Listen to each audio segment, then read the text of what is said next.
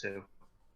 Also, I kind of like watching it. I'm just kind of like, oh my god, Kylo Ren's an incel. Oh dear. Uh, Oh, it's an interesting trilogy. it is. You have got that right. I think I'm good. I did have to move where I'm saving the file just so that, we won't get cut off again because one of my hard drives is nearly full. But I think we're good. We're good. We are good. Awesome. So, yes. Hello to anyone who is watching this online. Hello, people. Hello there. We have got ourselves. Okay, are we going by our Discord IDs or are we using our human names? I'll go with human names. I don't. Human names sounds good. All right. Well, I am Dylan, and I am joined by David and Amy, and I shall let you decide which is which. Yeah, you guys get to guess. Yeah, I think you can have a fun time with that. Yeah. So a bit of interaction never hurt anyone now, did it? You would hope not. Hopefully not, no. Oh, so then, right. So attempt number 2, David. Let's hope that this one works out. Okay. That should be fun. Yeah. Hope, fingers crossed it'll all go the way that we hope. I'll Yeah. try not to break it. I mean, it was broken the first time, and 2 of us were present. So hey, if anything, you might be the linchpin that makes it work. Who knows? Right. So, what we're doing is we're talking about Star Wars, the lovely thing that we kind of like. I think that's a safe assumption that we kind of like it. Kind of like. It's like the Force, it binds the universe together. Let's go with that.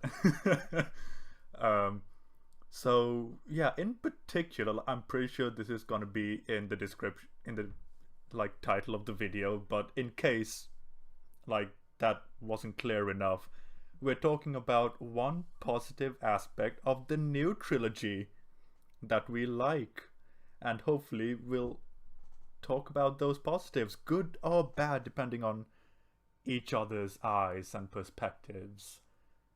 Yeah. That sounds about right. Yeah, that pretty much sums it up. I think so too. Sweet. Now comes the fun part. Who wants to go first? Ooh. I mean, we could just go to Google and do a arbitrary rock paper scissors or something. Flip a coin, I'm sure that'll work out. Flip a coin's a good shout, yeah. Flip a coin for 3 of us. Or roll the dice, whoever gets the low mark goes first or something. Yeah. No, flip a coin, whoever gets it when it's directly lands in the middle is the one who has to go first. Or maybe the winner I'm sure goes... that's happened. Probably.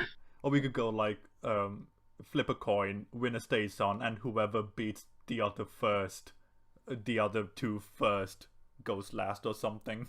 I don't know. We're making this way too complicated. We are a little bit. Yeah.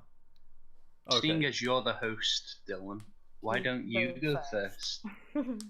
Oh, I mean, I could, but then I have to do the hosting now, don't I? Which means I have to go last, if that, by that logic.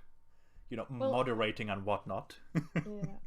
Well, we could just do it as a conversation, asking each other what we like about all of them. Now, Amy, don't bring logic into the conversation. That might ruin everything. Sorry, I could break it. This is a series about space wizards. Oh my god, Space wizards! that statement can just go to hell. Can I just say that? Honestly, anytime that gets brought up, I'm like, oh, get out. And Space wizards and laser swords. You hear that, space wizard? You can get out. I am trying so hard to be PG right now because I'm so self-conscious about swearing right now. You're doing a good job. out of the three of us, you swear the least. So, yay. Do Is you? that really? Oh, fair enough. I don't know, like whenever we meet, like last time we met up, it felt like I was swearing quite a bit, but I don't know. We'll see what happens. The odd Yeah. one might slip out. We'll see. Okay. Yeah, we can talk about it as if it was a normal conversation. We can I mean, I do feel that. like that's the best way to do it. I mean, yeah, this is practically a conversation already now, isn't it? Yeah. That is very Look at us true. We doing are the being social. very conversational. Yeah, that helps. Yeah, I mean, yeah, let's do that. Let's do that. So, Amy, seeing as you've probably watched them the most recent out of us, well, like what's standing out to you? Okay. But the one I watched the most recently was The Last Jedi. So, What a I mean- treat! oh yes, delightful. But we're talking about positives here, so I'm gonna take a deep breath and I'm gonna push the negative away. I mean, we can let the negatives out after we've done with all Yes. that, but it all depends on like how much time we spend on it. Because I thought, Okay. do you know what? We could probably talk for an hour or so based on the positives. But if we're talking negatives, that's like a weekend. Yeah. Okay. What I really liked was what they did with Luke's character. And I get like a lot of people are probably gonna be like, no, shut up, what are you talking about? But I like the fact that he is like this jaded old man who's like given up. So he has to like regain hope again, kind of thing. I liked that they did that. Because it kind of gives him some more character development. I was on board with that too, because when you think about it, it has been 30 years, so what's changed? And as we find out, quite a lot. Yeah.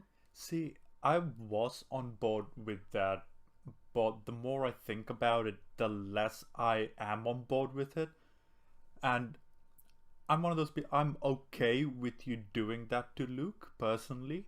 My issue with The Last Jedi is that it didn't justify it because like David just said, 30 years had passed, but the only context we got was that he felt that Kylo was gonna be Darth Vader 2.0 and had a crisis of faith and not much else. And I think there's a serious lack of context in that 30 years.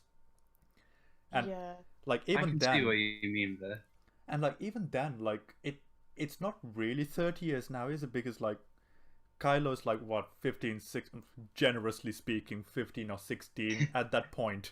Because I mean, bless Adam Driver, he tried to look 15, 16, but that makes it 15 years of history if we were being generous. And even then, like, if you're gonna do such a 180 on that character, there needed to be so much more context to be justified. I suppose I can see what you mean. I always kind of saw it as Luke has always been an impulsive character. Like in A New Hope, when he thinks his aunt and uncle are in danger, he runs off knowing that anything could happen, and obviously he gets back home and they're ashes. And then later in the trilogy, he confronts Darth Vader in Return of the Jedi, and he's hiding in the shadows, and Darth Vader mentions your sister, and then he just loses it and starts wailing on Darth Vader. So I've always kind of saw Luke as an impulsive character, and at that moment when I watched The Last Jedi, I kind of felt as though that was in line with his character, and then he saw the error of his ways right before he was about to make a bad decision. See, here's where I differ in that it's you're absolutely right with the impulsive part in the first two of the trilogy, and to a certain extent even in the third one. Where I differ is that I felt like he did get over that impulsiveness when he realizes how similar he is to Darth Vader just before he strikes him down. And then I've always looked at him throwing away the lightsaber just before you know, Papa Palpatine starts shocking him was him actually getting over his impulsiveness and starting That's to think true. more clearly. So I am a Jedi like my father before me. exactly, and Mhm. that felt like, Yeah. oh, that's the completion, and now we've gone one. That's why I brought up 180 earlier, because like it Yeah. felt like he has reverted, and I want to know why he reverted so hard, if that makes sense. And I never Yeah. felt we got that. I do I see what think. you mean. Oh, sorry. It's okay. I was just saying I do see what you mean. I was agreeing with that point. I was just gonna say I see what you mean too. I suppose in one way you could look at it as there's been a sort of kind of peace. Of course, the First Order was starting to grow at that time, but you know there was some semblance of peace in the galaxy after Palpatine was defeated. So I guess I kind of saw it as, oh, things have been so good for so long, this could mess it up completely. But I completely get what you mean. I think that context is a factor that really isn't in the sequel trilogy that much. Like even in the Rise of Skywalker, the first line is "Palpatine is back." I think in Yeah, I think it was the dead in the speaks. opening crawl. In the crawl, it is the death speak, and it's like, but what? How? But if you play Fortnite, you will have heard this deaths are speaking about 2 days earlier. So, oh my god, like, oh my, yeah. But yeah, what were you uh, gonna keep saying, David? Like, even at the start of Rise. Oh, I was just going to say that Palpatine is just immediately back at the start of the Rise of Skywalker with Context. no setup or context whatsoever. He's just immediately there, and it's a bit like Whiplash in a way. Oh, I agree. But because you just kind of like, wait, what? Palpatine's back? Oh, I knew that from the trailer, but wait, what? Where is he from now? Like, okay, we're going at 100 miles an hour straight from second one. Okay. And Yeah. it never really stops or Oh god, answers no. any questions. Oh no, even the characters are like, Palpatine's back somehow. Oh my god, I forgot about that. Oh, and can we just acknowledge, like, I'm not sure if you got to that part, Amy, but it's like, oh, cloning, dark sciences, things that the Sith had. It's like, are we completely ignoring that the Camino the the bros out of Camino just don't exist anymore because they were doing cloning well before? I'm not sure if I got up to that part. Ah, fair enough, fair enough. I am still only halfway through Rise of I think it's in the half. Skywalker. Oh, yeah, it's in the first half. I think. I probably just missed it then. I mean, it is a fast I film. think it, I think it might be in the opening scene. I 'Cause think Oh, it so. might be. you see like you see like Is messed up versions of Snoke in like little vats. yeah, That- because Yeah, I it remember. was Merry from Lord of the Rings in the Rebel base. The first scene in the Rebel base where he's like, "Oh, dark sciences." I think it was then when they first go to the Resistance. Could be. I'm just probably remembering it. Right, I've got so much. Like, I've got the Last Jedi and Rise of Skywalker, and they're kind of just melding together in my brain at the moment. Oh, jeez. Yeah. Oh god. Yeah. That was an experience. I'm going through this for you, internet. Oh, right. So yeah, I guess that brings us to Davidoff. What was your favorite? Well, a part that you thought was good. I think an important part of bringing back Star Wars was trying to get like the fans excited again, because not everyone was a fan of the prequels. But one of the aspects that have been prominent throughout Star Wars and things that people have been a fan of have been the villains. You know, Darth Vader in the original trilogy, Palpatine in Return of the Jedi and the prequels, and then of course Darth Maul.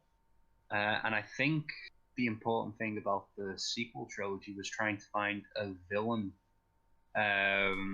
who could kind of be the new generation's villain in a certain way. And I, from the moment the Force Awakens started, I kind of felt immediately engaged whenever Kylo Ren was actually on screen.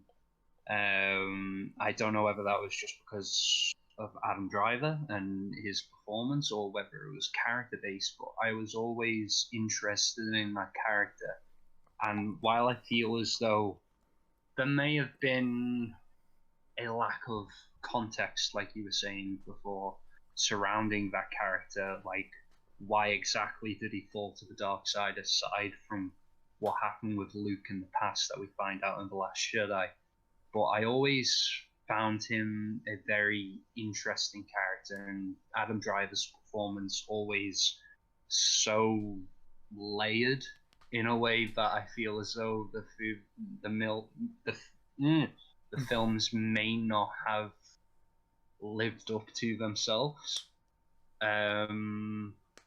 Like even in the Rise of Skywalker, there's a twist that happens with Kylo Ren, and I was completely on board with it because of Adam Driver's performance. Dude, you can just say it. It's fine. It's been out for months. Yeah, you could say, like, I haven't got to the end, but I've read about it. I know what happens, so continue. So when Kylo Ren becomes Ben Solo, I don't know whether I bought it from a character standpoint, but I immediately bought it from Adam Driver. Like, he felt like a completely different character, and you could feel like a weight off Adam Driver's shoulders as he was now a kind of lighter, heroic figure, and I kind of bought it from his performance. And I think Adam Driver, from The Force Awakens, The Last Jedi, to The Rise of Skywalker, I just completely bought into him and the character.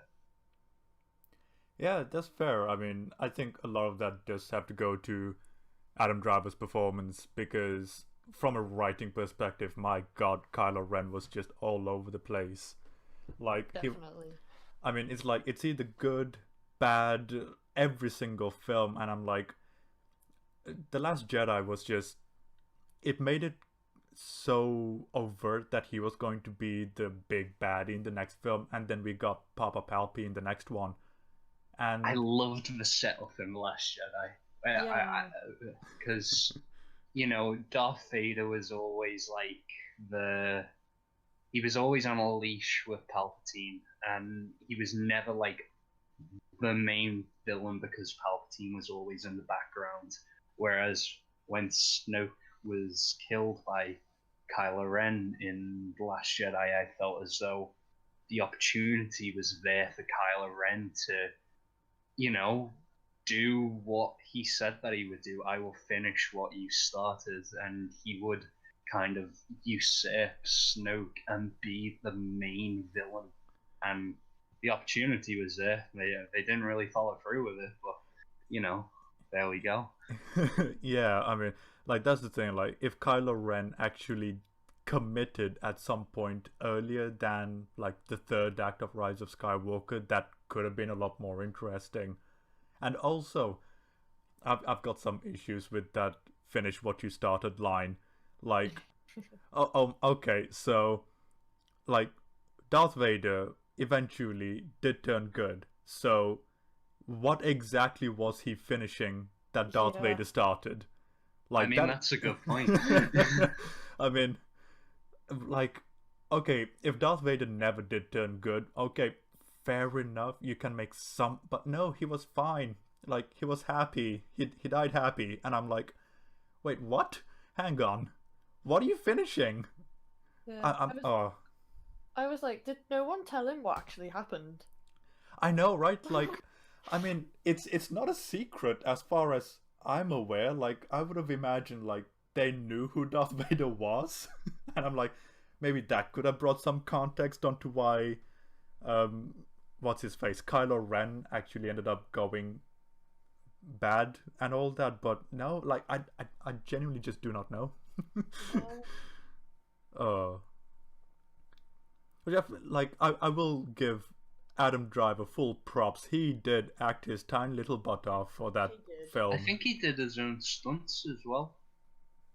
Oh, I'm sure he did. Oh, I'm impressed. I do like Adam Driver. Like, I think Force Awakens was the first thing I saw him in, and I was like, I'm sold. I will watch anything this man is in now. I still haven't seen Marriage Story yet. No, me neither. Been on my list for a while now.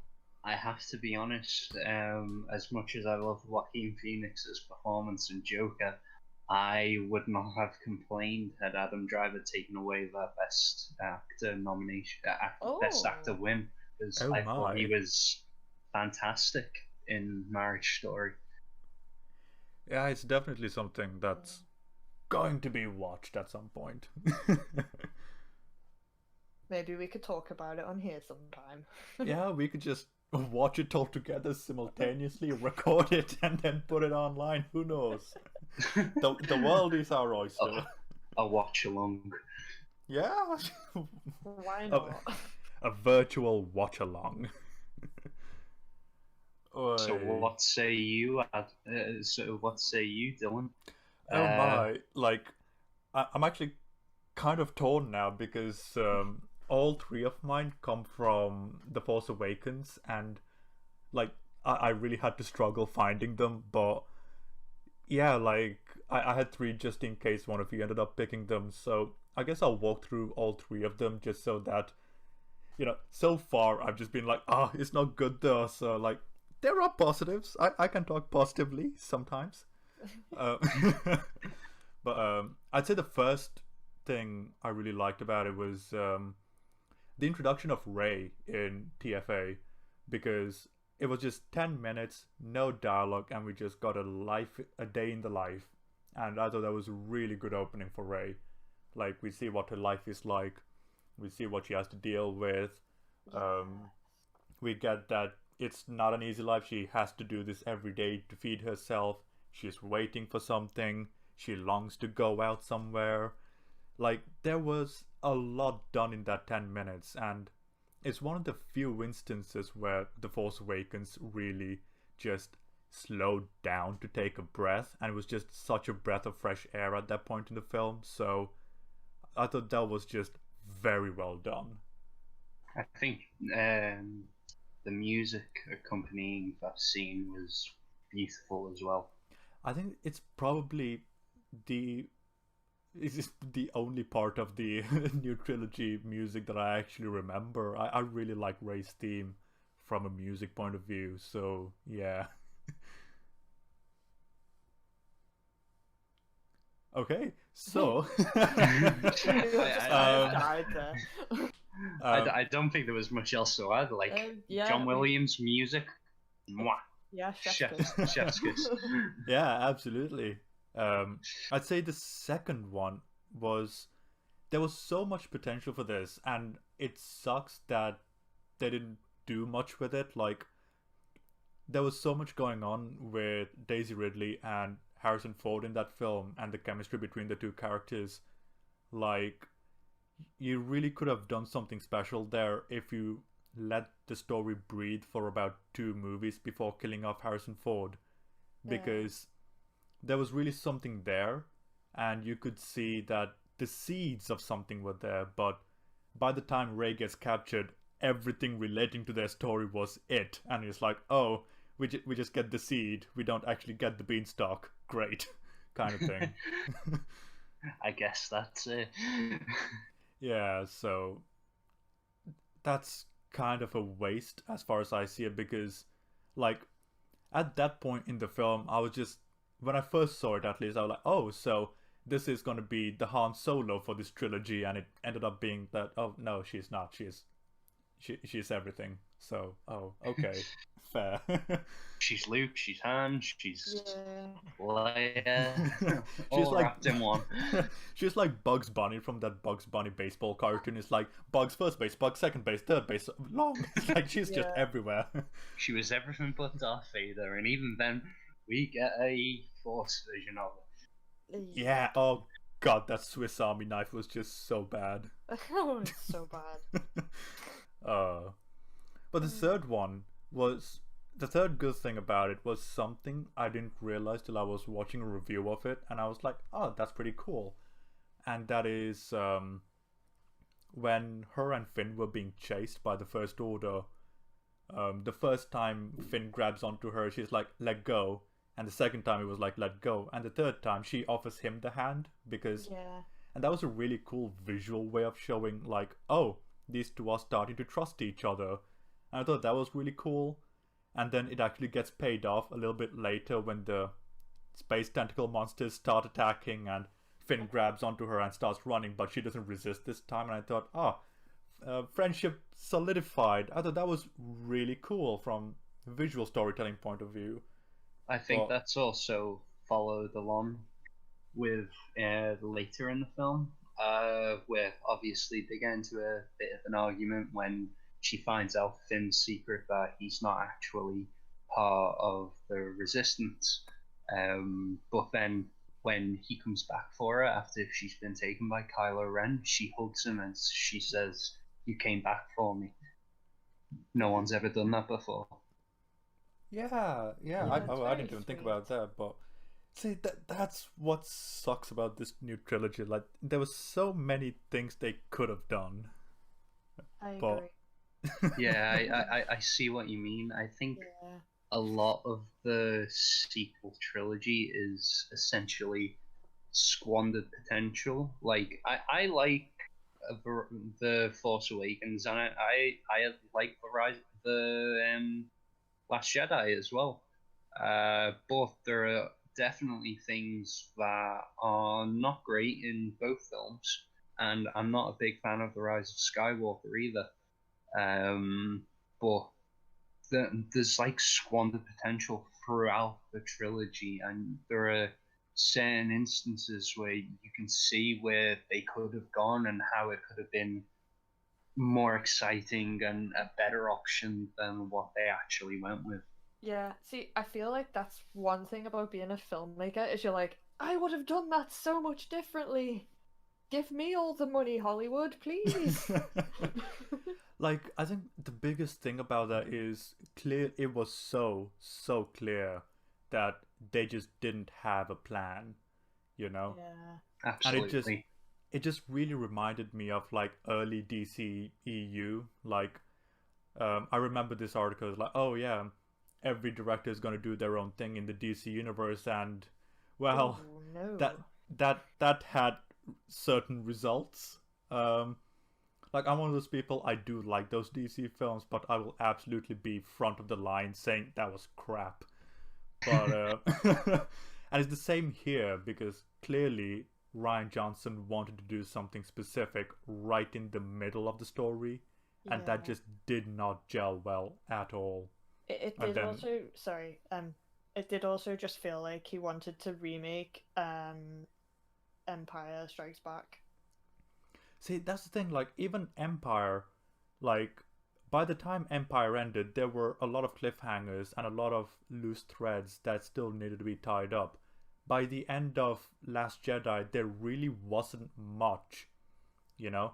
Yeah. Rey's fine, Luke is dead, Resistance is 10 people, and Kylo is now evil dictator, and it's like, okay, we've got very little to work with here for a third film, and it just like The Last Jedi felt like a conclusion rather than a second act, Yeah, I see and what you mean. that just really didn't help matters.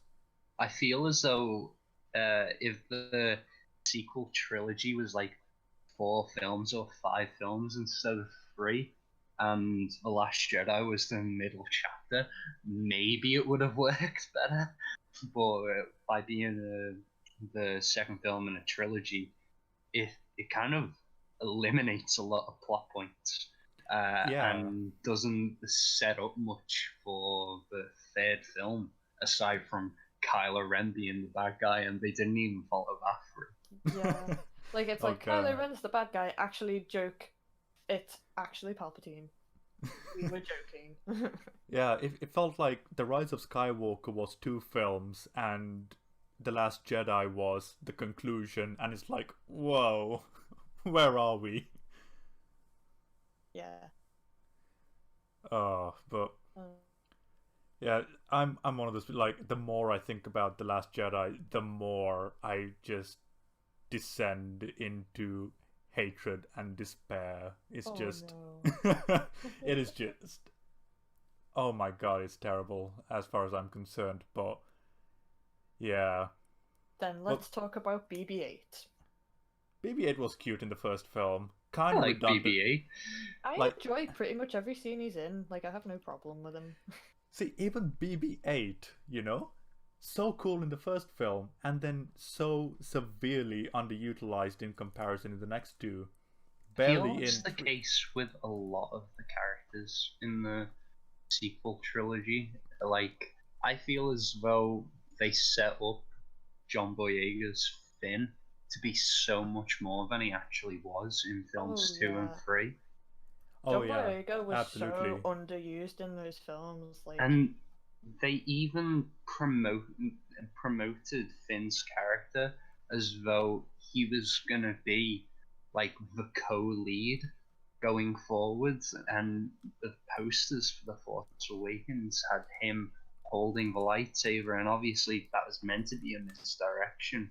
But when you do that, it sends a message, and the fact that they kind of pulled back on that with The Last Jedi and The Rise of Skywalker, it felt as though his role got smaller and smaller.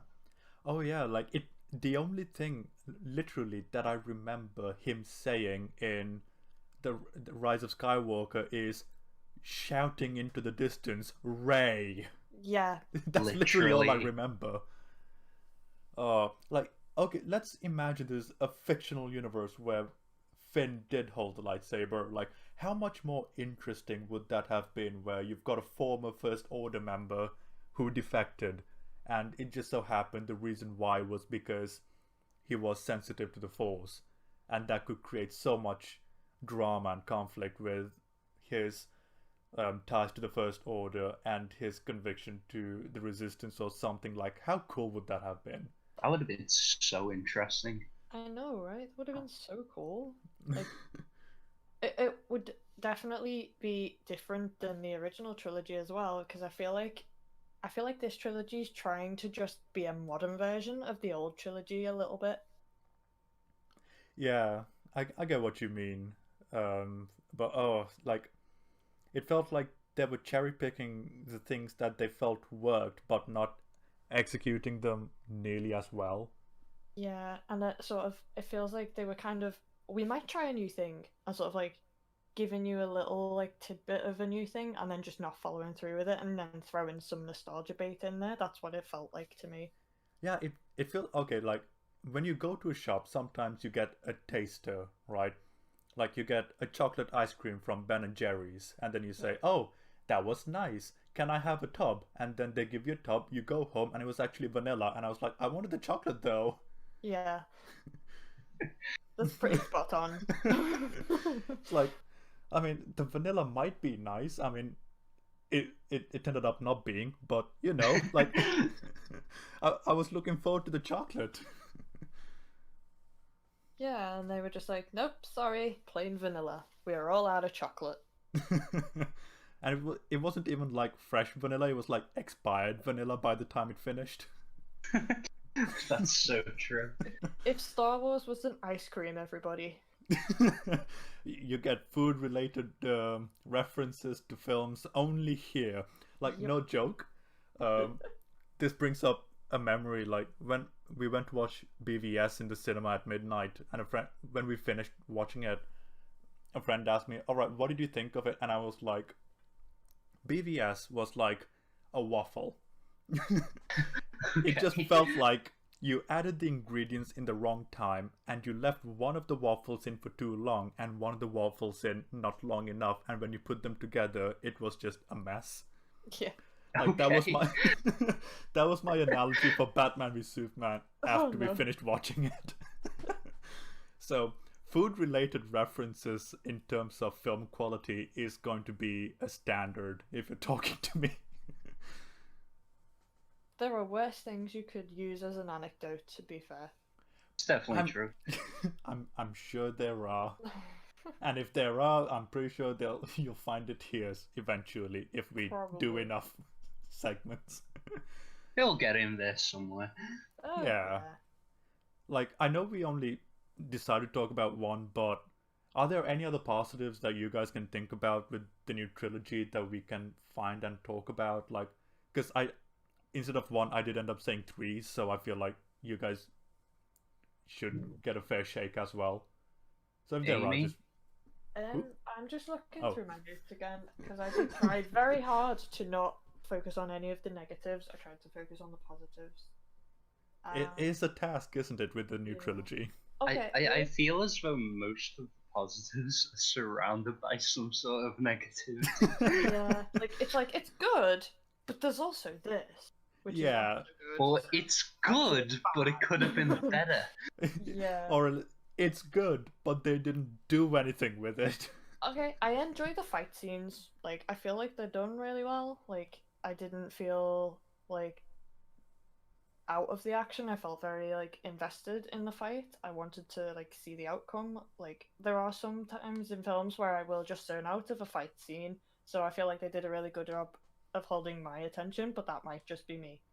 No, See- I see what you mean. I really enjoyed the lightsaber battle in The Force Awakens, and I also quite liked the battle between Finn and the Stormtrooper on the Yes. outside of Maz Kanata's castle when it was all destroyed, obviously. Yeah, that was a pretty cool fight. Okay, so about that lightsaber fight with the stormtrooper. Okay, so like Here we go, folks. so it isn't a bad fight. The only thing is like because of what they set up earlier on, wouldn't it have been so much more appropriate if that fight was against Phasma? Oh, yeah. Absolutely, I thought we were gonna get that. But we You know, got like that in The Last Jedi instead, didn't we? yeah, and that didn't even make sense. Like, that was the first time she turned up in the film. I legitimately thought for most of that second film that she just died in that trash compactor and got blowed up. But no, she was Yeah. just there, just not doing anything for like 80% of the film. And then she died again. And then she Yeah. died again. It's just, oh my god. But yeah, I'm the complete opposite of you guys. Like, maybe it's just because I've looked at a lot of fight scenes, Possible. and like, I mean, my master's thesis was on fight scenes. It was So very good. thanks, dude. No Um, problem. And I also still David. need to see it, so. That's fair. It is a pretty chunky boy. Like, it's like nearly 70 minutes. So I'll bring it on. I will eat it all up. like, I think, yeah, David, you even helped me making a couple of fight scenes as well. So because of that experience and looking at the new trilogy, like, they are better, but it's still like, it's still not great. Like, they're better at best. Yeah. Yeah.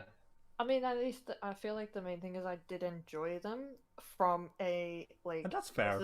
this is an action scene point of view. Like, if I were to really like get into it nitty gritty filmmaker, I probably would have like less enjoyment out of it. Yeah, I mean, look, I enjoyed the throne room scene in TLJ when I first watched it, and then when I started looking at it properly, it's like, oh, this is actually kind of terrible. So yeah, entertainment wise, it is. I get what you mean.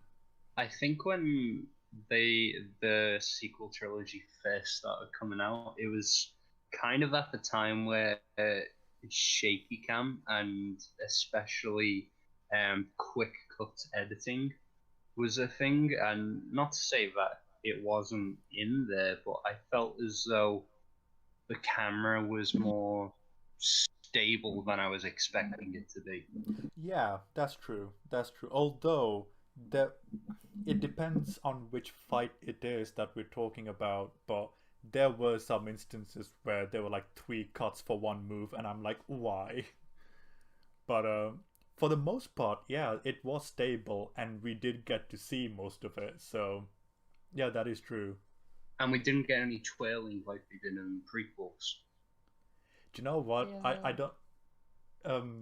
The twirling in Attack of the Clones is probably the most egregious, but in Phantom and Revenge, I will defend those fight scenes. I just find it so funny where Obi-Wan and Anakin are like twirling the lightsabers in the big battle in Revenge of the Sith, and I'm just like, what are you doing? I do get what you mean there. I do get what you mean there. So much twirling. It's almost like a ballet scene. You're not I mean, even hitting each other. like, I think it's because it was so choreographed and like a dance that I didn't like. We all talk about it. Like the Darth Maul scene was pretty epic, Oh and no, that that's was great. so choreographed as well. So it can work. It just depends on where you decide to use it. I get that's really matters. Definitely. Okay, so yeah, Amy. I was just gonna say, I love how me and David both agreed at the same time there. Timing. Is everything. Yes. Are there any other positives that you guys can think of? I am going to say something that was again kind of squandered potential. I really, really liked the idea that Ray was a nobody. Oh, I liked that too. yeah. And the Oh, fact that they kind of reversed that idea in The Rise of Skywalker really disappointed me, especially with the character that she is related to, I being know. Palpatine. Like, say if it was someone else, like Obi-Wan, I don't know whether it would have made much sense, but I would have been like, okay. I But mean, the fact that it was Palpatine, I always thought she was going to be somehow related to Luke, and when they didn't do that, I was like, oh, cool, you've exerted my expectations. Fine. And then they were like, actually, she's related to Palpatine. And my first thought was, when the hell did Palpatine have the time to go and find someone to have his kids with? his mashing Oh, good looks. who the hell would sleep with him? I think I think given that it was Palpatine, it might have been a case of, well, you're gonna do it. See, Ooh. I think this is just a personal thing. I'm not sure if this was the case or not, but I think why, and feel free to say I'm wrong, but I feel like a lot of us were looking for an like, okay, whose daughter is she? Is it Luke's or Yeah. Obi-Wan's? I think the main reason why we were looking for that is because of just how powerful she was right off the bat. Yeah. Oh no, She You just it's know, magically, understandable. yeah, because she like seems to just pick up the force like magically and just know how to do it. And it's just like, exactly. no, So you have to work at it. yeah, and that's why I think a lot of us were like, okay, she's got to be the daughter of someone, Yeah. because you need to have some sort of explanation why she was that powerful. But yeah, and you know what? Her being a nobody, like, if we're going to be really technical about it, I mean, if we're going to the original, like, the prequel trilogy, I mean, technically every Jedi is a nobody Very because they true. don't. This is So, I mean, is Rey being a nobody really as novel of an idea as we thought, or is it because because the protagonists have been, or the main protagonist at least, the Skywalkers have had some sort of lineage? Is that why it's novel, or I because think Obi that Wan is? might be it. it could Because, be. yeah, because technically Obi Wan's a nobody, and it's what he did that made him a somebody. So I think it's because of the expectation that we all had, especially with it being the Skywalker saga. You kind of expect the, I want to say protagonist, but we had Anakin to yeah, be Skywalker, and when it was Rey not being Skywalker, it was kind of not alarming, not disarming, but different, and I appreciated that, and Yeah. I was disappointed. I was pleasantly surprised when it was like you're nobody, like your parents, they were just regular old people, and then like they went away and turned her into the granddaughter of Palpatine, and then it's kind of like, okay, well, she's super powerful, and You I know feel what I like, love about that? The fact that she is Palpatine's daughter. It's like now when you really think about it, the prequels had Palpatine, the OT had Palpatine, and we end the trilogy with a Palpatine still alive and the Skywalker's dead. So technically, it's the The Palpatine saga. Palpatines won. The Palpatines won, oh no. and they took the Skywalker name. Oh my god, I didn't think of that. Oh. Like I said that to Tom, and literally his response was, "Why did you ruin my day?" Dear. Yeah, like, see, I would have much rather preferred. See, I feel like it was even more of a smack to the face because it was reinforced in The Last Jedi. Because in TFA, I was like, okay, Maz said she was nobody, get on with it. I was like, okay, cool, I'm down. She's nobody, let's crack on with the story. And then the second film spent so much time on this point. I think it artificially raised our expectations that it might be someone because we're spending so much time on it. And then when it's like, oh, it's nobody, it's like, oh, okay. And then in the third one, it's like, it's Palpatine. It's like, oh, okay. Yeah. I love how she uses Force Lightning before we even find out that she's Palpatine's, like, relative. Okay, visually, I get why it works in sending a message, but story-wise, my god, does that not make sense? I was fully like, I knew she was related to Palpatine because I'd read it, but I was like, that would be so really, like, confusing Yeah, if it's I like, hadn't read that. I mean, like, okay, at that point, she has not had any dark side training that we know of. So, is Yeah. it literally if she tried hard, if any Jedi tried hard enough, like lightning would come out? Like, what if they're having a really awkward poo in the toilet, and then just lightning comes out? Like, how awkward would that be to explain to the rest of the Jedi Masters? Like, I'm sorry, dude, I just tried so hard. Oh my gosh. I was not expecting that conversation today. You are welcome. What if the Jedi pooed and lightning came out? I mean, let's be honest, that's essentially what Rey did. She just tried really hard to stop something and Yeah. it just went out of her. So it's like diarrhea. Once it goes, it just doesn't stop. There you go, people. If you try hard enough, you can shoot lightning at people. Yeah, you don't have to be in the toilet. It's just an analogy. It was really random, like how she just magically did it. She was lifting something up, and then all of a sudden, lightning. And I was just like, I wouldn't even mind if it was a case of like she was under extreme stress, but nothing changed to make the lightning happen. Oh, and It do you just know what? did. Like a couple of literally a moment earlier, you had like Kylo Ren charging at her to push her, apparently. And after she cuts the fighter in half, he just rolls at a severe G-force for a good like 100 meters and explodes and comes out as if nothing happened. Yeah. Like, Like, what? Dude's for Terminator. Like, okay, the first thing I thought of literally was the second 50 Shades film where Christian Grey comes in at the end, like, what are you guys doing after a helicopter crash? I'm like, what? Like, when you're referencing 50 Shades with Star Wars, you know you've done something wrong. Oh, yes. Oh, no. I think the main thing that we can take away from this discussion is that while the sequel trilogy was not great,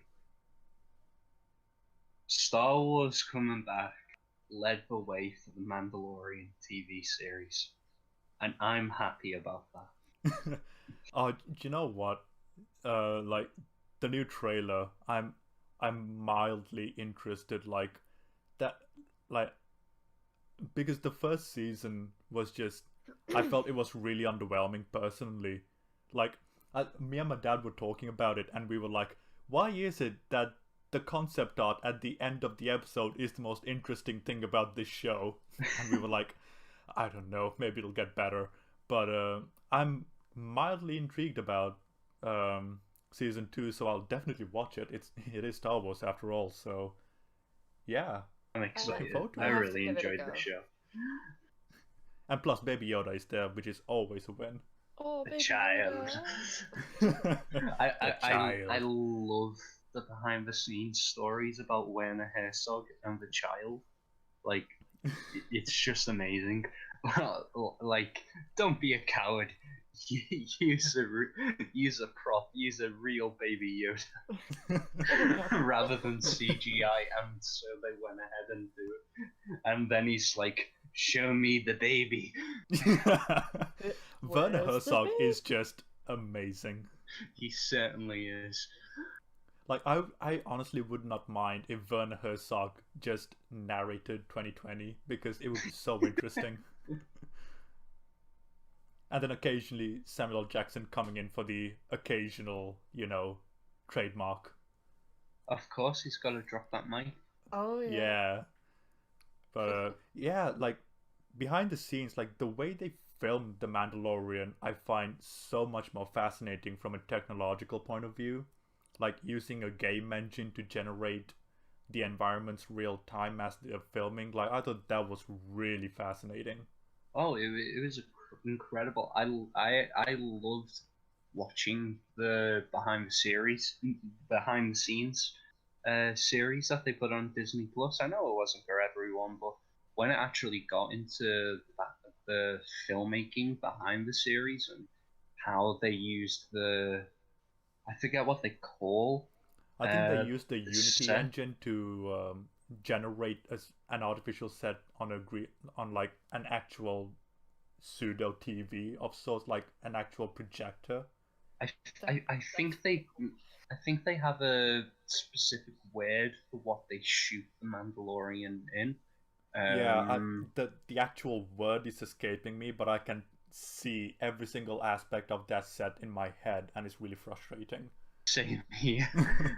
Like I know it's done on the Unity engine, but I can't remember what the actual technique is called. I'm gonna look it up because I'm literally doing it's it now. annoying me. Film technology. There we go. What is it? It is a semicircular LED video wall. Ooh. And ILM invisibility. Okay, this virtual pre-production on The Mandalorian and The volume. Yeah. Oh, the volume. The volume. The volume. It sounds epic.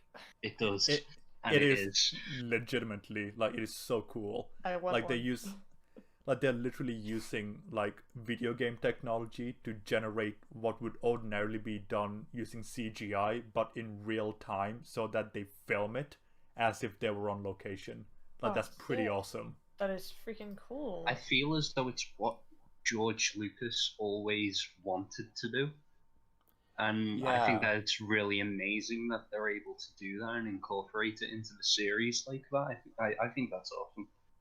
Yeah, and it's really Very cool cool. because like even George Lucas has said like, yeah, in a way I want Star Wars to break ground in something. The original was story, this prequels was technology, and I felt like this was really helpful in conveying that. I mean, this is gonna, like, imagine like guys like Zack Snyder and Chris Nolan using stuff like this. Like the things they would do is just mental. Oh yeah. Absolutely. I believe they're actually going to use the volume on the Obi-Wan TV series that Disney are developing.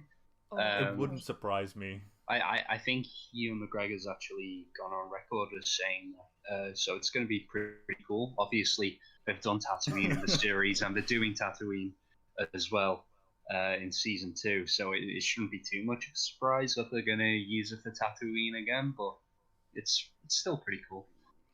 I would love it if it was like a sequel Obi-Wan where it's like his shenanigans as a Force Ghost. Oh my god, I would watch the heck out of that. Like, oh my god, imagine if Obi-Wan is watching like the sequel trilogy, like as if they were the Avatar gang in season 3 of Avatar: The Last Airbender, and it's like, what is going on here? I just imagine him shaking his head just at everything, just like, nope. Do you know what? Legitimately, I would watch that film if they do Yeah.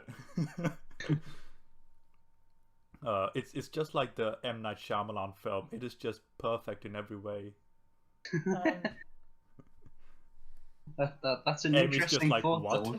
That's an interesting take. No, okay, legitimately, I'm not sure if I told you guys, but I think Shyamalan did the best version of Avatar: The Last Airbender in live action. And here's my reasoning. I think he did the most accurate adaptation of the play they watched. Yep.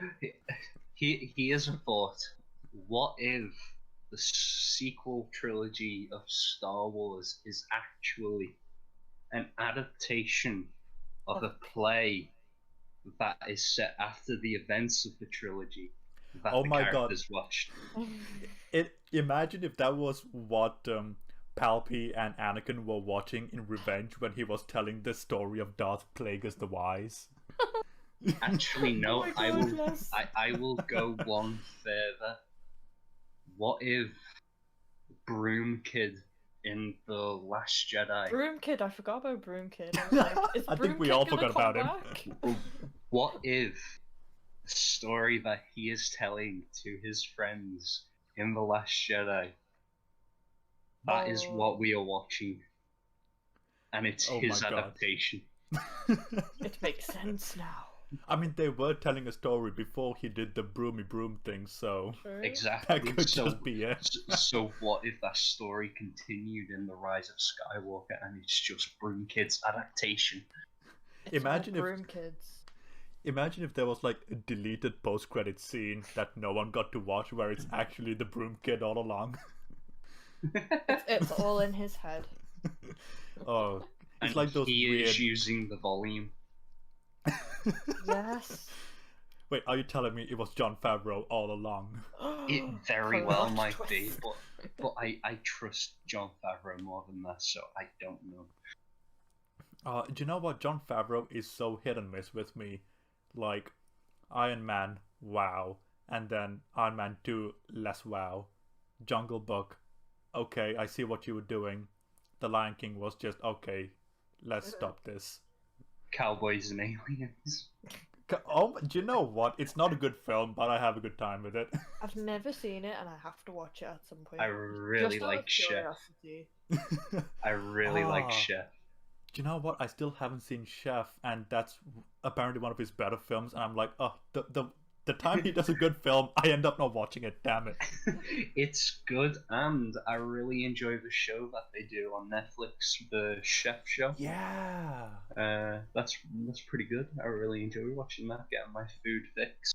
Another Food food fix. reference. Food. We're just gonna start talking about Nice. food, aren't we? Maybe my that's God. what this show should be. We just relate movies to food. Yeah. I mean, we've got a good start. Yeah. True. Good start. Oh, please. Ice cream. Do you know what? There is a YouTube channel called, I think it's Eater. Let me just double check. Eater. Yeah, Eater. Eater. And it's literally just talking about food. And a lot of it is like Eastern based, so you get to see like all these sushi chefs just talking about their daily routine, about how they prepare everything. And I've That's just been cool. binging that, and it's Oh, just so nice. cool. I need to give that a watch. I do too. That sounds like a good thing to fall asleep to. Legitimately, it is what I actually watch before falling asleep, so it is so cool. Cool. So, But what would you guys like to talk about now? I'm good to keep talking Same. about something film related for a bit longer. Would you like to get into the recommendations that we were talking about prior to starting the show? Oh, right, yeah, Yeah, you did bring that up. Yeah, what were the requirements? Like, a recommendation of someone in Star Wars but another film? Yeah, That counts.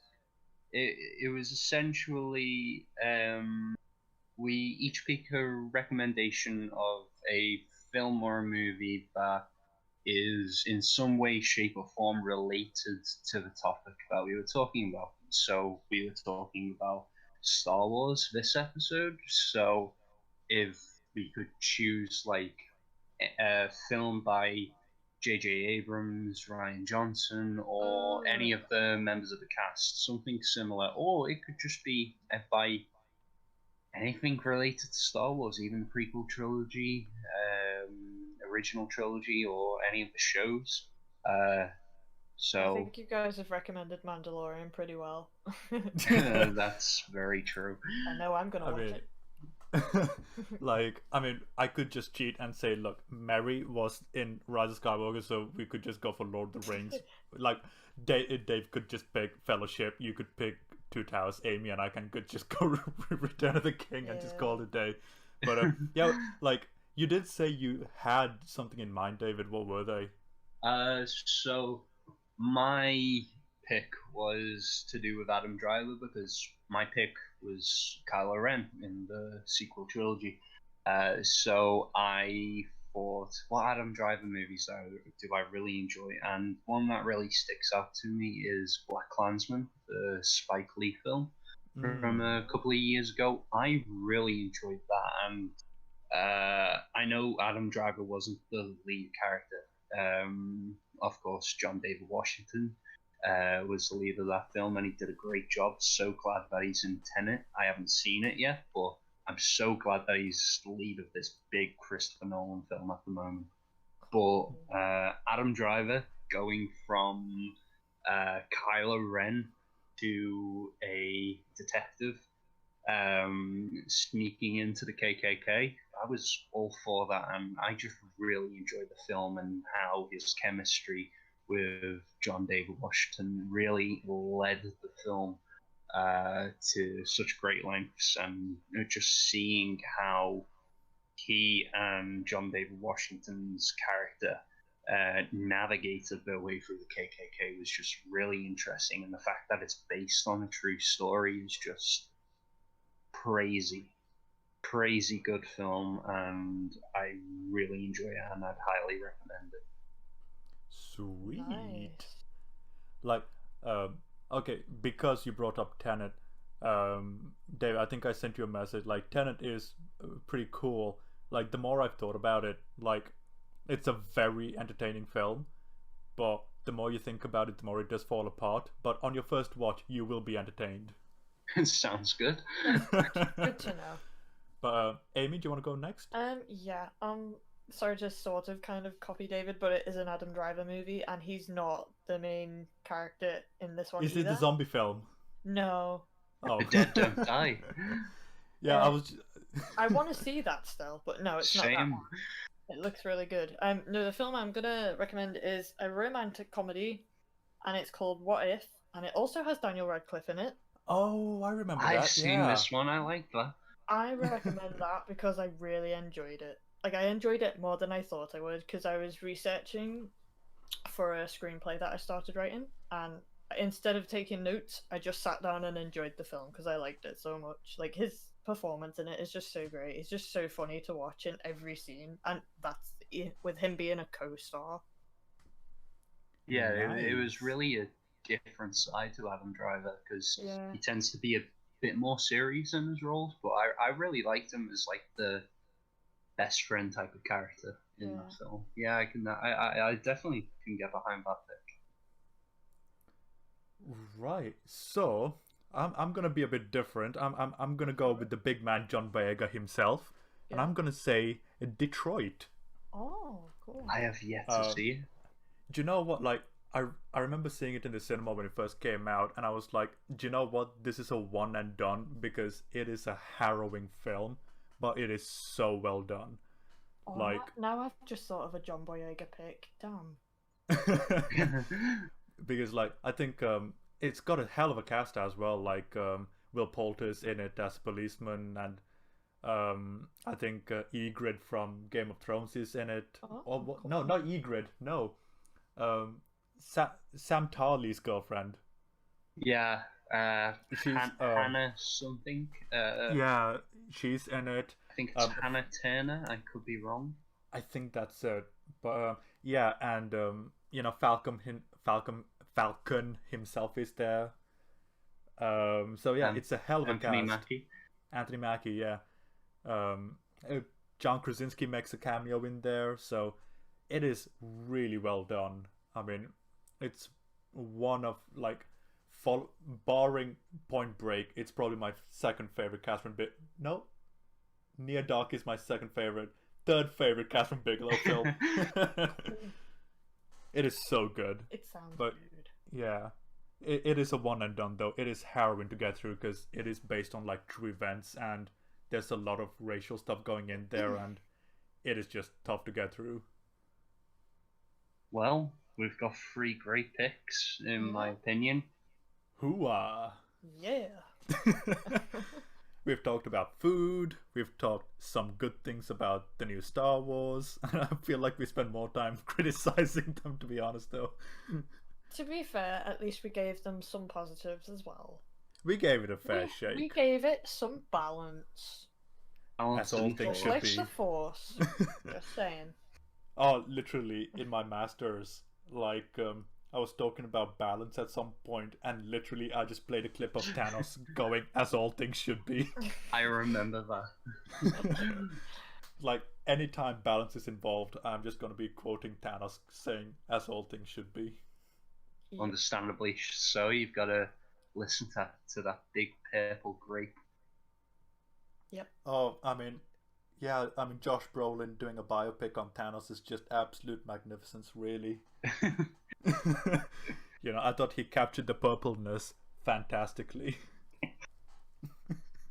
It's a very pretty colour. Definitely. It is a pretty color. There's a reason why the Joker wears it. Yes. This is, you know what? A lot of villains wear purple, and that makes me happy. Because I like purple, so. Me too. And then you've got Purple Rain. Yeah. And oh wait. The colour purple. The color purple, Purple? yeah. Wait, Purple Rain, was that the Prince film? It is. Purple. It is. Yeah, I thought so. Purple song. The Prince film. Song. Yeah. Song. Film and song. So yeah, true. The color purple. Oh my god, you just don't realize how old the color purple really is. I know. It is mental. When was it made? Ah, let me check. Good question. To Google. The color 85. Oh 85. my gosh. Oh, That is wow. mental. 13 years before I was born. 9 years sorry, before what? me. The Sorry, baby what? of the group. I just checked. I'm too old. Oh. If it makes you guys feel any better, Laura is younger than me, so. It doesn't Oh, make me feel jeez. any better, but thank you for trying, David. Man, I love Danny Glover in that film. He was just so good in that. Danny Glover's good in everything, I feel. He is. Best part about Predator 2. Oh, definitely. Do you know what? I like Predator 2. It's not a good film, but I still like it. I enjoyed it. I had a good time with it. Yeah. I think it's the second best Predator movie. Oh god, yes. Yeah. I mean, then again, we do have the masterpiece that is Alien versus Predator. Oh. Which, you know what? The first one I really enjoy. Second one, less so. The first one's not good either, but It's been a while since I've seen it. Having said that, I do quite like Predators. With Adrian Brody. yeah. I enjoyed completely that forgotten about that. I know, it's always when you're looking through what Predator films are, there's like, oh yeah, this one exists. It's That like was- a hidden gem in a way. Like, it might not be great, but it's pretty good. And yeah, wasn't Lawrence Fishburne in there as a crazy person? He is. Sounds Yeah, about oh right. god, Do you- yeah. Do you want to know who else was in that film that I was shocked to see him Danny there? Trejo. No, Mahershala Ali. Oh my, really? Yeah, Mahershala Jeez. Ali is in that film. You know, now that Mahershala Ali's gotten all this recognition, he feels like the Jack Black of this decade, where it's like, oh my god, he was in that?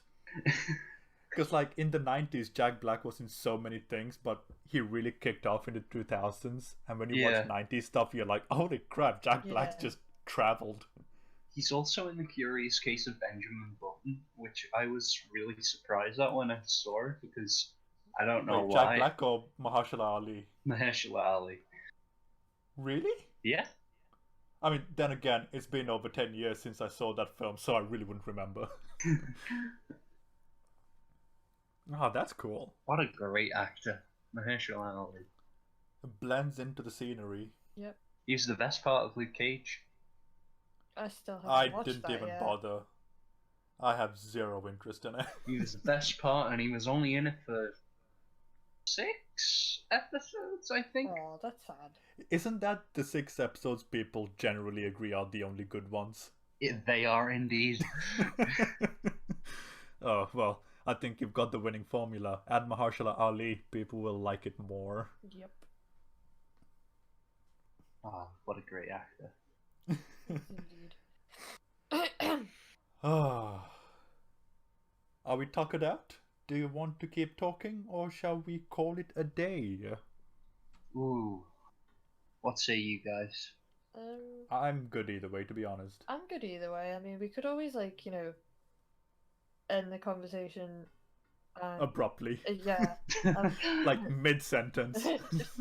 Yeah, just cut it out. Oh.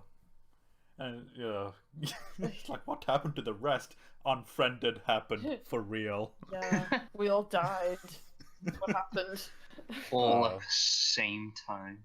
No, what I meant is we could, like, carry on talking and, like, not record it. So, like, just have a general conversation, unless you want to keep recording and just... I mean, the internet I'm have it fine either way, to be honest. Like, I mean, we can just keep talking at this point we talked Yeah. about. So, I'll just keep recording, and at some point when I feel like I'm losing too much space on the PC, I'll just cut it off. Okay, Sounds good to me. that's fine. I mean, Sweet. anything you don't want to use, you can always, like, not use in the video, I guess. Oh, no, all of it staying Oh, in. all of it, okay. Like, they're getting the unedited director's cut of this conversation. Fair enough. I'm sure we'll help someone get to sleep. Yeah. Seeing as we're carrying on with the conversation, we have not really talked about what the name of this show is. I was literally about to ask you guys, what should we name this thing? Because right now it's this nebulous conversation. Yeah. I feel as it's though kind it- of like a podcast. It is. Let's be honest. It just Yeah. is. It is a podcast. I Yeah. feel as though it's a good talking point to end the first show on. Yeah, what do we call Yeah, that's true. ourselves? What do we like? We the rambunctious trio. I don't know. The Three Musketeers. Haha, just kidding. Oh, when the fourth one comes, it all goes downhill. Yeah. Damn it, D'Artagnan.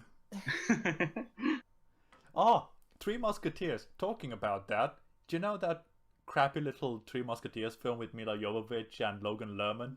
I do indeed know that one. Do you know what? Vaguely. Just after I said crappy little Three Musketeers, do you know what? I actually like that film. Fair enough. Like, Mads Mikkelsen is so good in that film. That film deserves so much better. I think There's that so was much the less. second film I saw him in. Yeah. I believe the first was Clash of Titans. And then years Wait. later, much to my dismay, I finally watched Casino Royale.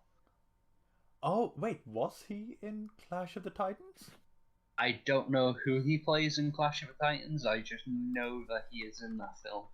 I believe he's like some sort of general figure. He gets taken out by Medusa, I'm pretty sure. Oh my Oh. days, yeah. Yes, you're. Oh my god, I forgot about him. Nicholas Then again- Hoult is also in that film. Holt from Brooklyn Nine-Nine. I wish it was. Oh. I wish it was that Hoult. I just Well, said Holt. And I Yes, was just Nicholas like, Hoult Brooklyn was it. Nine-Nine.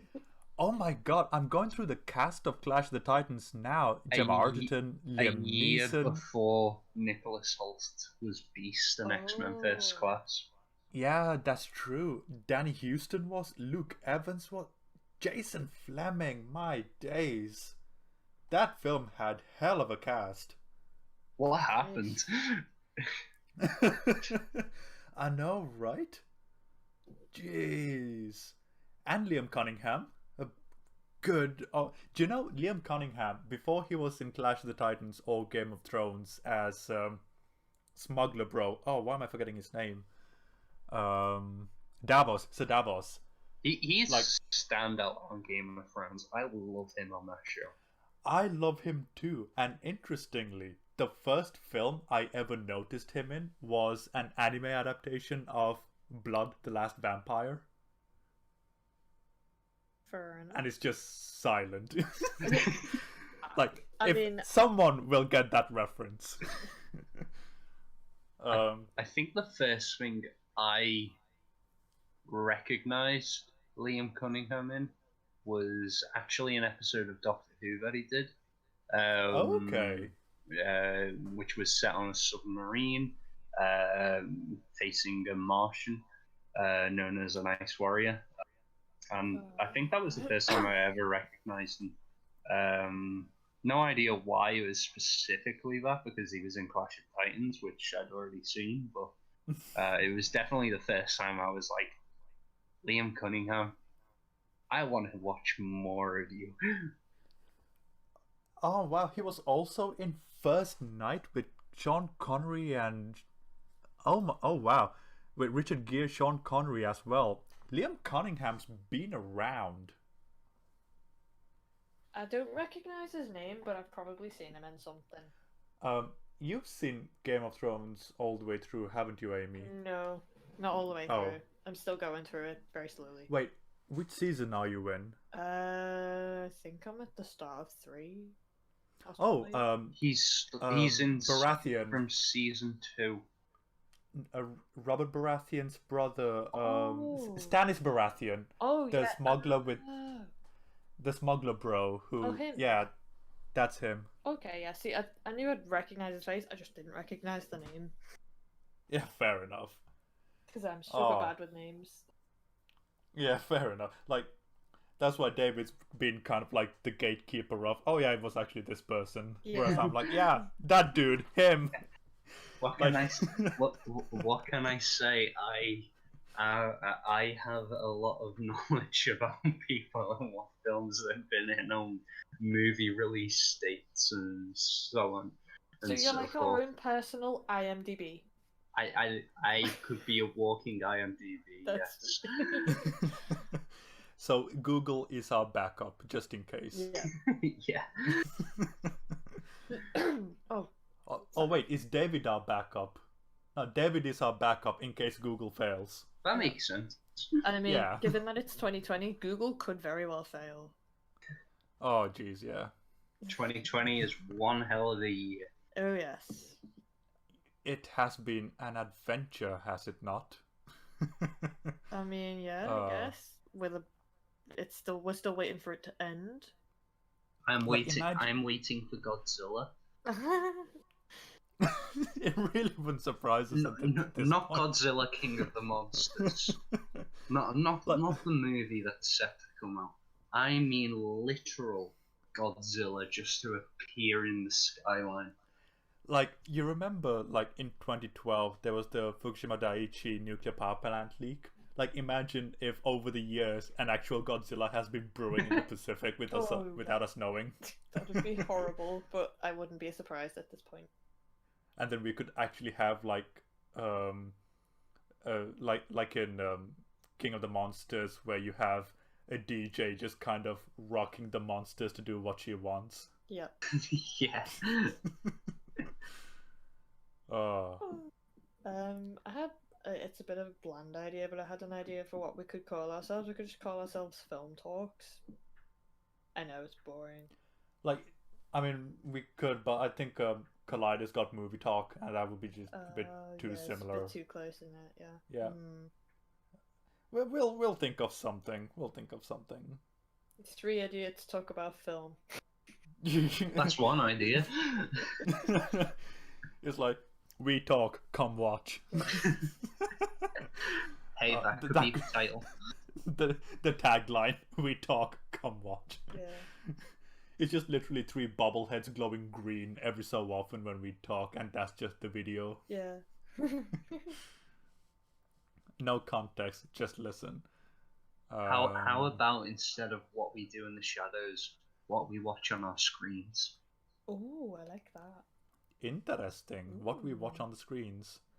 Yes. Yeah, it has a ring. We to shall it. definitely keep that in Working one of the title. contenders.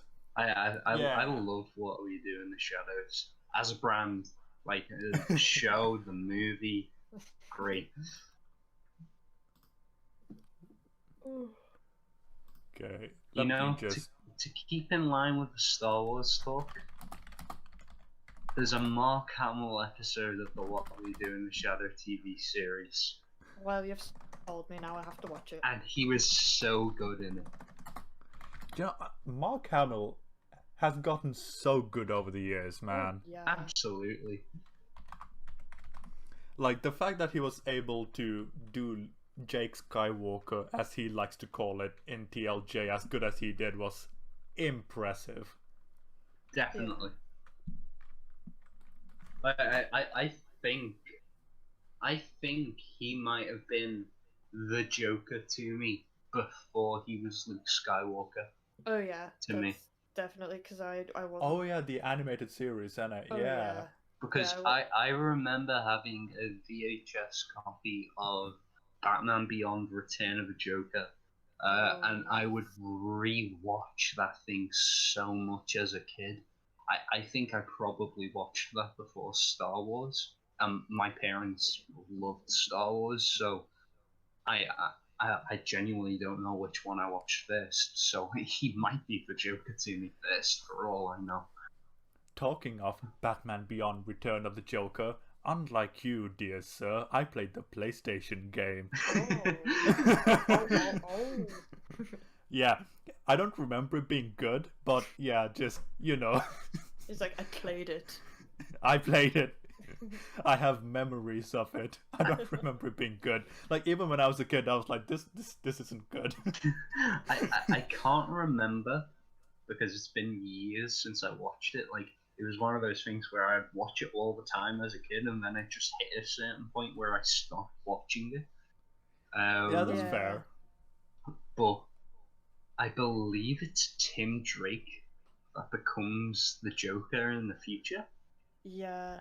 Like, I think so, yeah. It's some weird thing where the Joker's like implanted something. It's like his DNA or something, so the like Tim Drake turns into the Joker.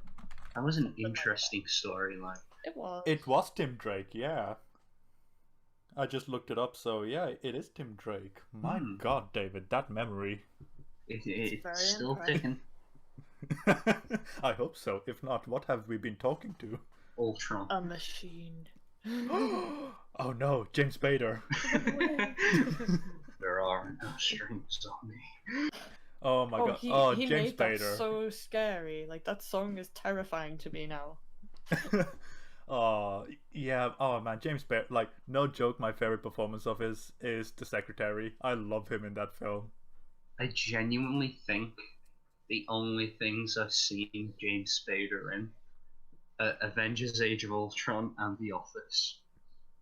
Oh yeah. Oh yeah. He was also in a Robert Rodriguez film called Shorts. And it was like Shark Boy and Lava Girl. It was this crappy little kids film, and it was just so cool. Have you heard the news about Shark Boy and Lava Girl? I have not.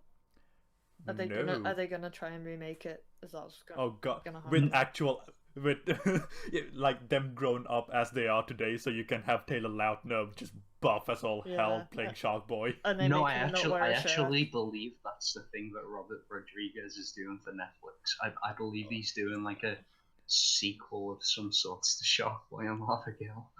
I am down for this. Oh, just could be good. Army of the Dead. and Shark Boy and Lava Girl next on Netflix. That is what I'm looking forward to. Oh, sorry to go off topic. Have you guys watched the new Bill and Ted movie yet? I have Haven't. not yet. You should. It is so freaking good.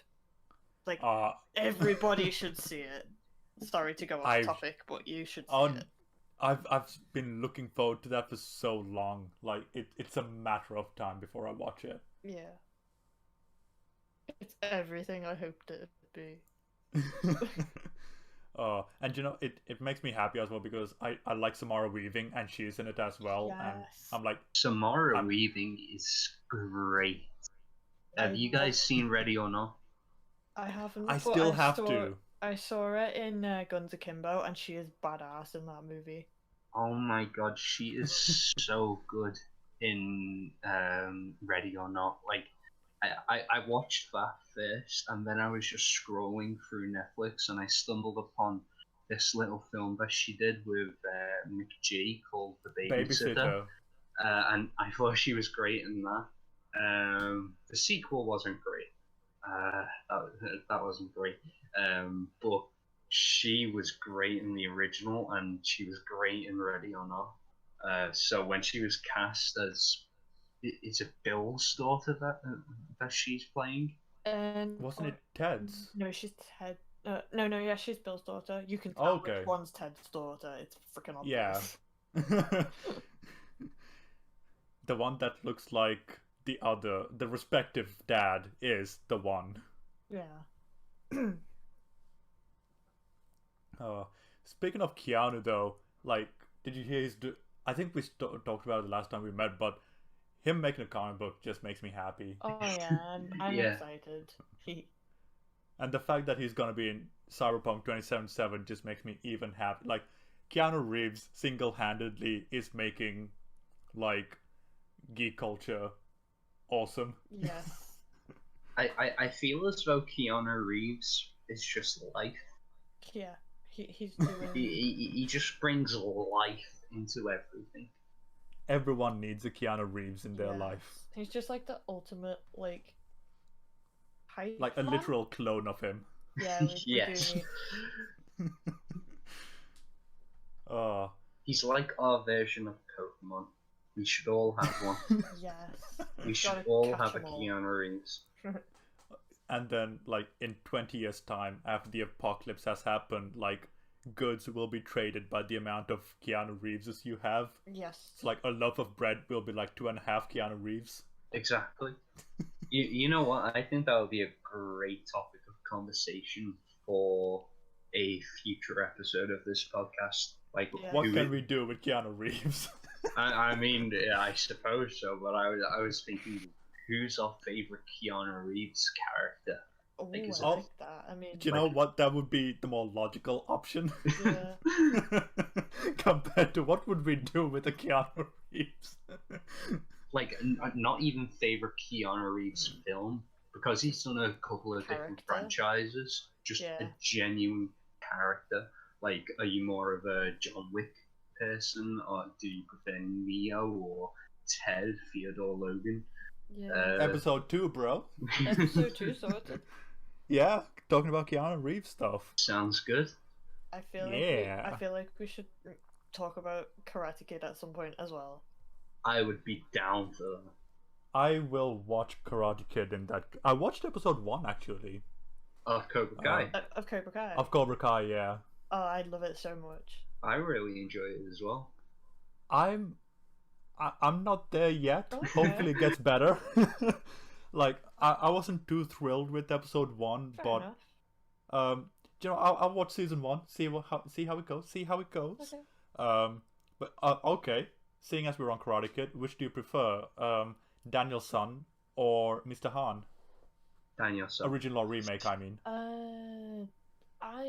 I enjoyed both of them, but I think I have more nostalgia with the originals, so I'm gonna pick them. Do you know, I prefer the remake. I know like this. The remake. The remake is pretty good. I really enjoyed it. I quite enjoy the remake as well with Jaden Smith. Yeah. And then seeing Jackie Chan just break down in a car he smashed up is just always something we need. Yes. Here's a piece. Here's a piece of information for you, Dylan. I Oh. believe the producers of the remake of the Karate Kid Are the same people, isn't it? Will Smith and all them.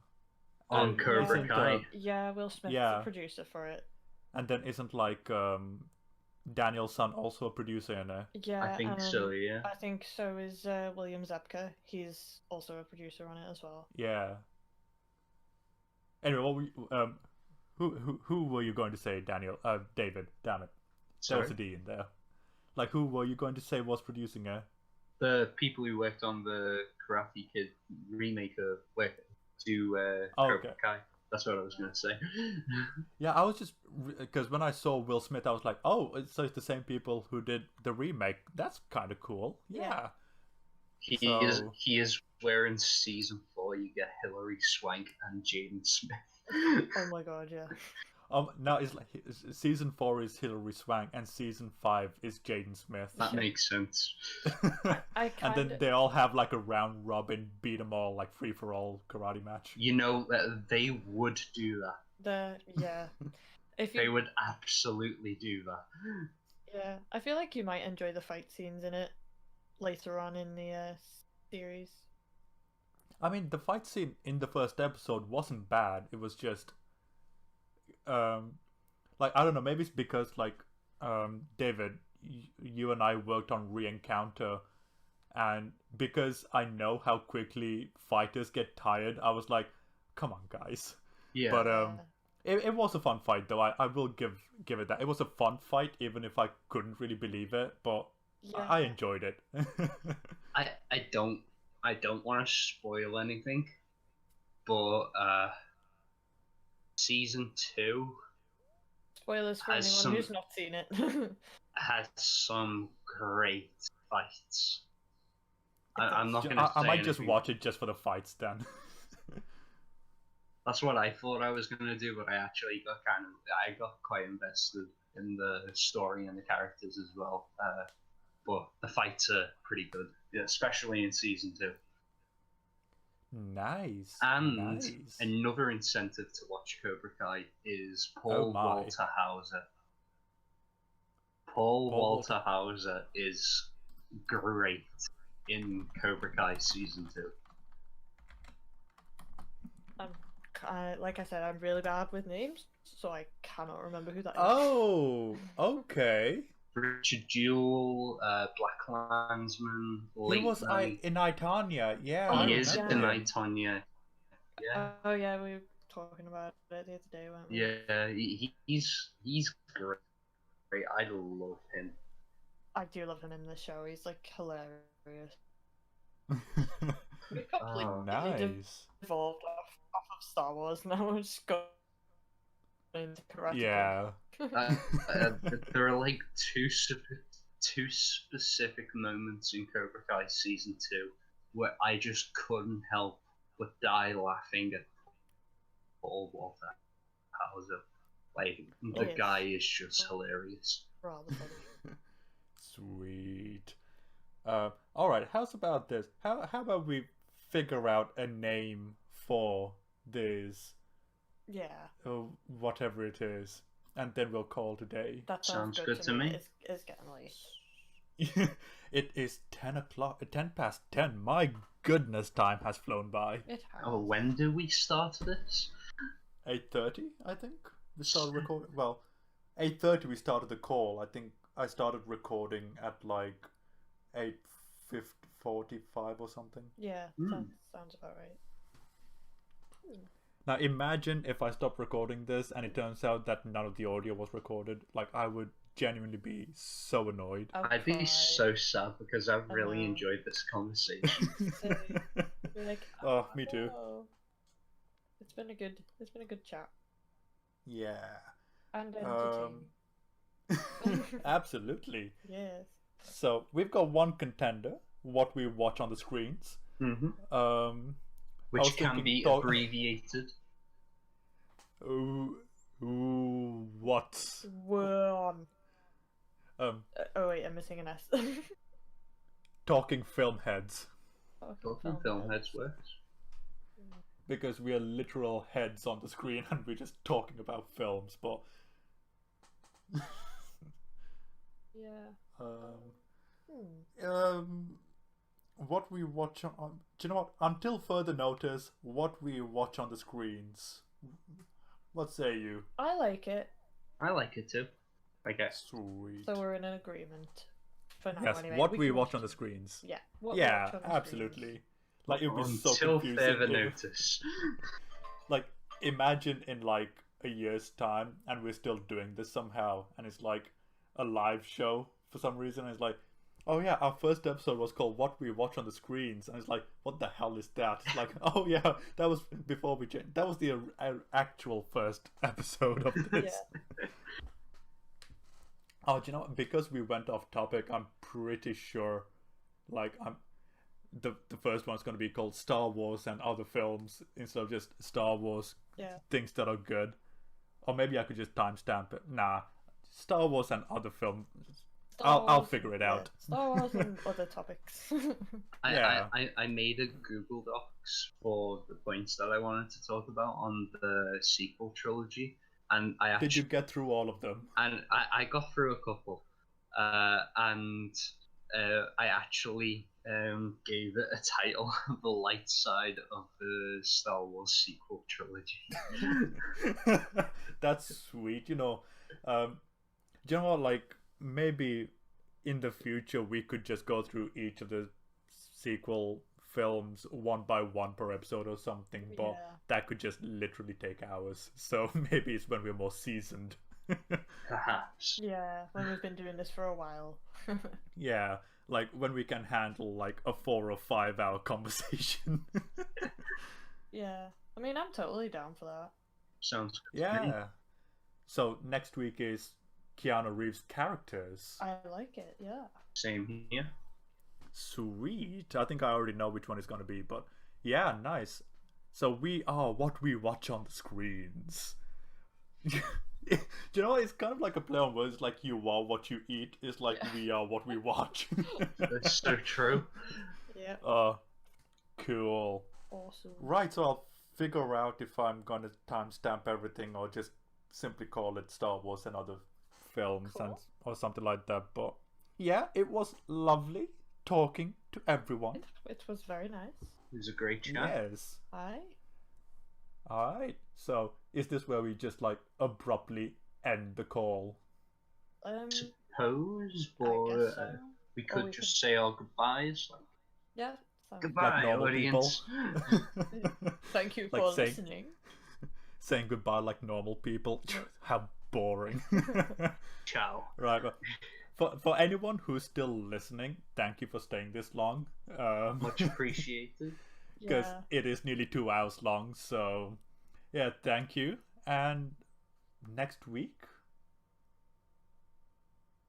Is it next week or like... Yeah, no, we could do I it. can do next week. I can do next week. Sweet. And maybe we might have a 4th diabolical person join us. You never Ooh, know. Yes. Maybe it might be 2 people. Maybe. Maybe it'll just be one of us.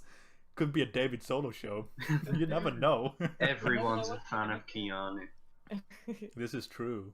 So, alright. So, thank you everyone for listening. And thank you for you two for joining this. You're very welcome. They're always I don't- listening. Yeah, it felt like I was going to say something, but I just didn't know what to say, so I just stopped it there. That's But fair. I didn't want to interrupt you because I was like, I don't want to be rude now. it's cool, it's cool. Alright, thank you everyone, and I will stop the recording now.